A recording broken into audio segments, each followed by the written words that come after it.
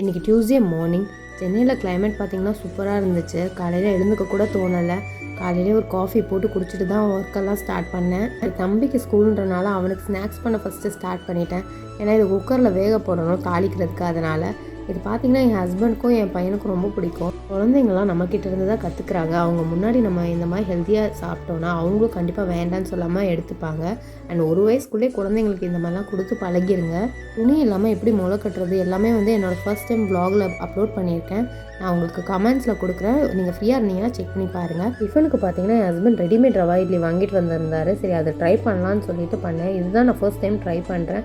But அதில் பார்த்தீங்கன்னா முந்திரி எல்லாமே இருந்துச்சு. செக்ஷனில் பார்த்தீங்கன்னா கேர்ட் மட்டும் தான் ஊற்ற சொல்லியிருந்தாங்க. பட் கேர்ட் ஊற்றினா எனக்கு இன்னும் ரொம்ப திக்காக இருந்த மாதிரி இருந்தது. சரின்னு சொல்லி தண்ணியும் கொஞ்சம் சால்ட்டும் ஆட் பண்ணிக்கிட்டேன். இட்லி வேகிறதுக்குள்ளேயே நான் தேங்காய் சட்னியும் ரெடி பண்ணி எடுத்துட்டேன். மென்ஷன் பண்ணியிருந்த மாதிரியே 12 மினிட்ஸில் நல்லா வெந்துருச்சு. இன்ஸ்டண்ட்டாக பண்ணோன்னா இது ஒரு பெஸ்ட் ஆப்ஷன்.